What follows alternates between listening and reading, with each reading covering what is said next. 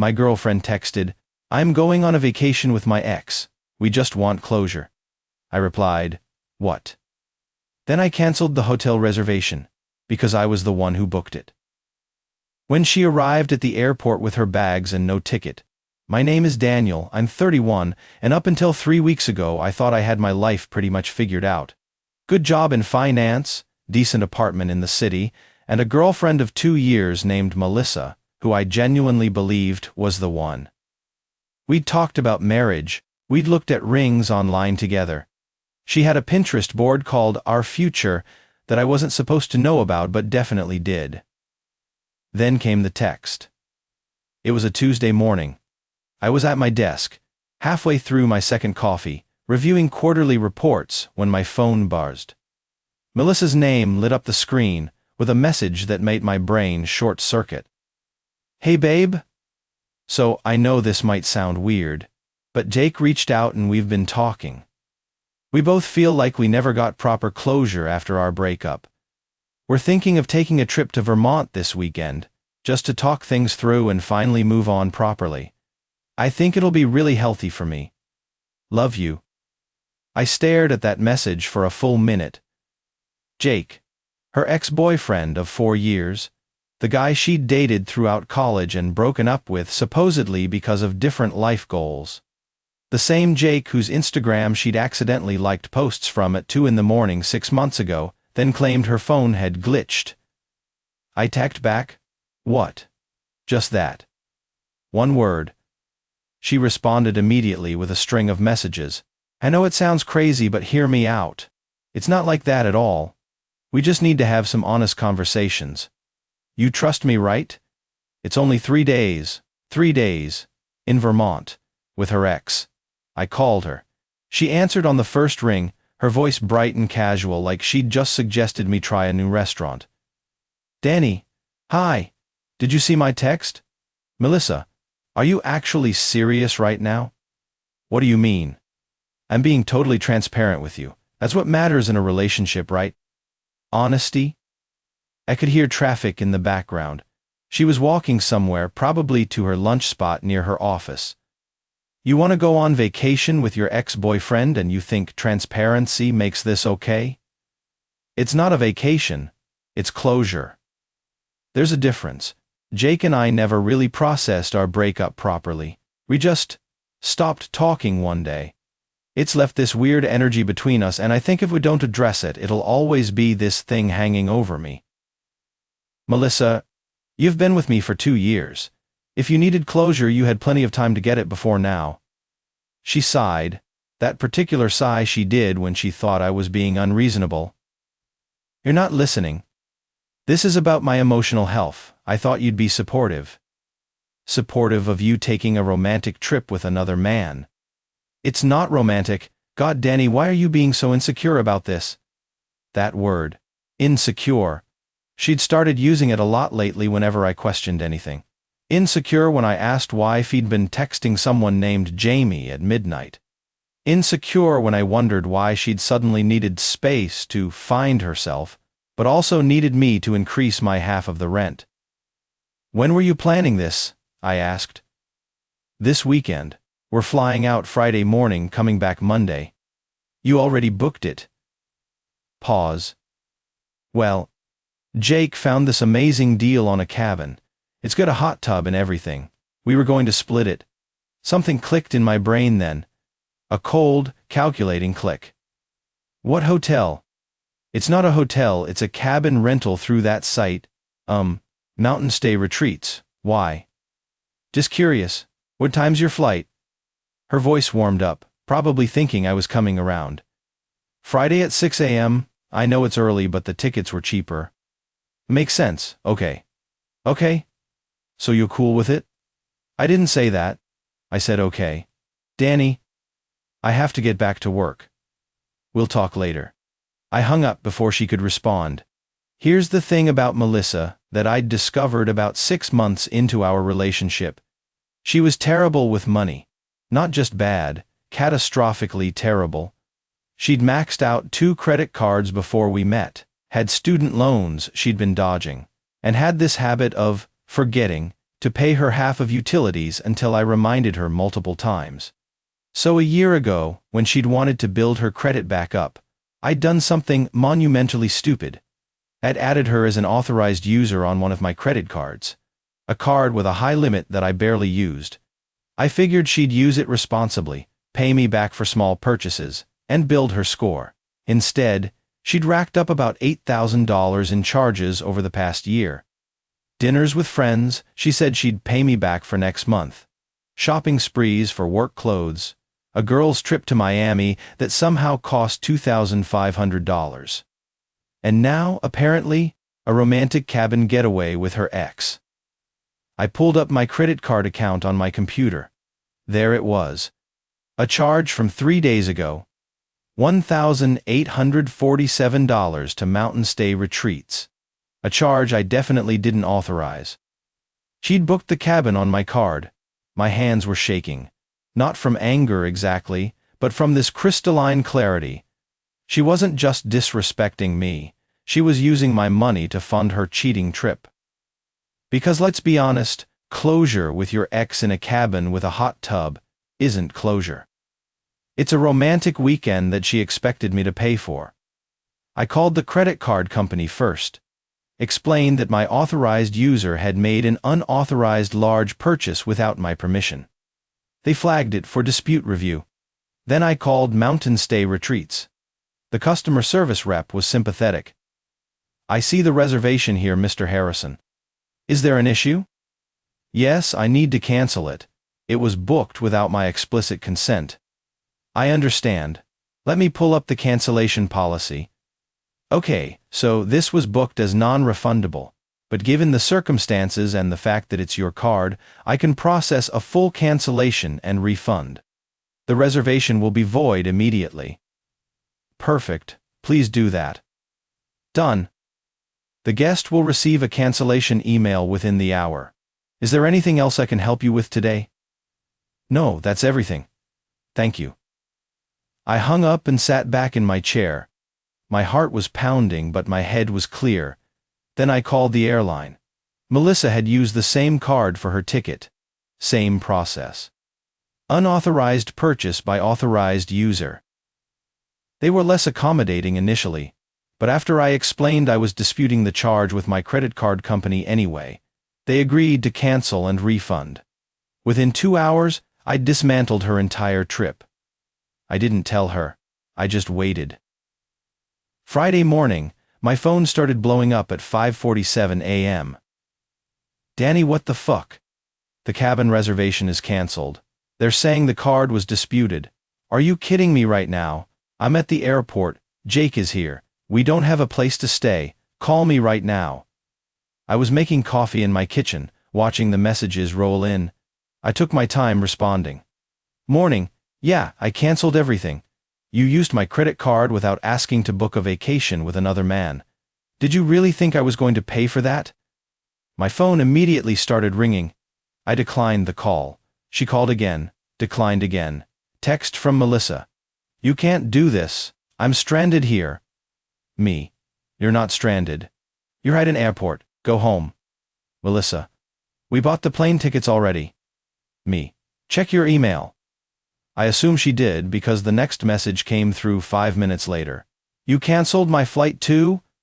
Me. "My flight, my money, my decision." Melissa. "This is financial abuse." That one actually made me laugh out loud. Me. "Financial abuse is using someone's credit card for $10,000 of charges without permission. You want to go to Vermont with Jake?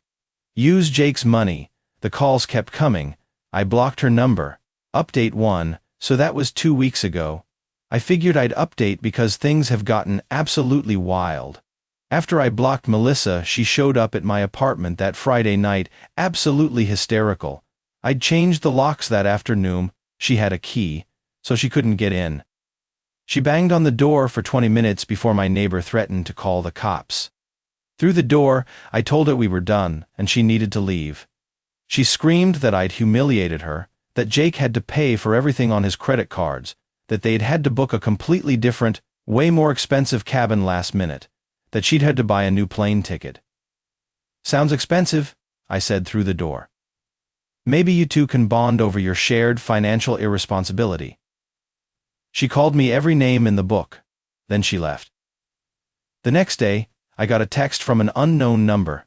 It was Jake. Hey man, I don't know what Melissa told you, but this trip wasn't what you think. We're just friends trying to get closure. I responded, if you're just friends, why did she hide it from me for weeks while planning it? Why use my money? Why lie about the nature of the trip? You want closure with your ex while you're both in relationships? That's called cheating with extra steps. Jake. I'm not in a relationship. That stopped me cold. Me. What? Jake. I broke up with my girlfriend 2 months ago. Melissa knew that. We'd been talking pretty regularly since then. Me. Regularly how? Jake. Like, every day? Look man, I'm starting to think she told me a different story than she told you. I called him. We talked for an hour. Turns out Melissa had told Jake that she and I were basically over, that we were just roommates at this point, and that she was planning to end things with me after this trip. She'd pitched the Vermont thing as a chance for them to see if they still had that spark before she officially left me. Jake, for all his faults, seemed genuinely shocked. Dude, if I'd known you two were actually together, I never would have agreed to this. She showed me texts where you were supposedly being cold and distant. She said you'd stopped sleeping in the same bed. We had sex 3 days before she texted me about this trip, I said flatly. Long silence. Jesus, Jake said. I'm really sorry, man. She played both of us. We compared notes. The timeline was damning. Melissa had been cultivating this reunion with Jake for at least 2 months, having daily phone calls she'd hidden from me, sending him photos. He showed me screenshots, nothing explicit but definitely flirty, and essentially maintaining an emotional affair while planning to upgrade it to physical. And she'd expected me to finance it. Jake actually sent me Venmo for his half of what the original cabin cost. I feel like an idiot, but you shouldn't be out money because of her lies. I respected that. I accepted it. Update 2 week 3 now. This is where it gets messy. I removed Melissa as an authorized user on my card and filed a formal dispute for all the charges over the past year that she'd promised to pay back, but never did. The credit card company sided with me on about $6,200 worth of charges. They're going after her for it. She's lost her mind. She's posted on social media about me being financially controlling and sabotaging her healing journey. Her friends have been messaging me calling me toxic. I've blocked most of them, but a few got through on Instagram. One of them, her best friend Riley, actually seemed reasonable. We talked on the phone. Look, Riley said, I don't know both sides of this story, but I know Melissa's been acting weird lately. She told us you were okay with the trip. Why would I be okay with funding my girlfriend's romantic getaway with her ex? She said it wasn't romantic. Riley, be honest. If your boyfriend went to a cabin with a hot tub with his ex-girlfriend for 3 days, would you call that closure or cheating? Long pause. Shit. Yeah, okay, that's fair. Riley ended up telling me more than she probably should have. Apparently Melissa had been complaining about me for months in their group chat, saying I was boring now, that I'd let myself go, I'd gained maybe 10 pounds, that Jake had matured so much and was doing really well for himself now. The trip wasn't about closure, it was about trading up. Except Jake, after our conversation, had completely ghosted her. He'd told her he wasn't interested in being with someone who'd cheat and lie like that.